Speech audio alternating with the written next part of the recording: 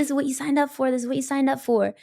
And it's like, as I've continued to grow up in this space, I think the biggest like lesson for me is just like, maybe I'm not supposed to be liked by everybody. Maybe that's not the goal. You know, maybe I'm not supposed to be for everyone. Maybe I can be a little bit more sacred with my energy.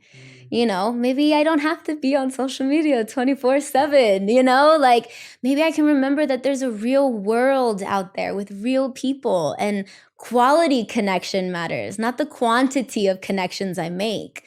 And so I think that like for me, going from literal baby Becky, 14 years old, getting discovered on the internet, to the 26-year-old that is still figuring out how to practice those boundaries every single day.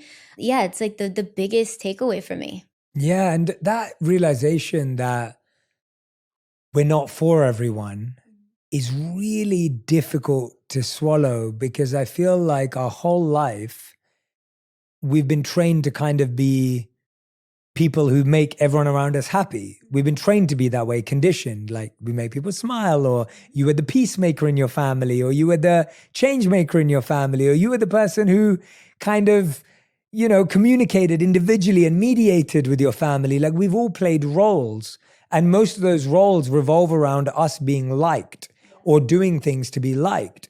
And all of a sudden you grow up, and especially if you have a large public platform, and even if you don't have a large public platform, just growing up, you go to work and you have family. It's crazy to say that, because I was literally gonna interject right there to say you do not have to be someone with a platform like ours to know what this pressure is like today. Agreed. And that actually makes me so fearful for the future generations, because we are constantly comparing ourselves to everyone's greatest hits. And that is really, really hard to leave any room, any space for grace, for growth, you know, because there's this fear of messing up, saying the wrong thing or whatever. And it's just like, that's actually part of learning. We have to leave room to learn. And I think it's also learning that we can be something different.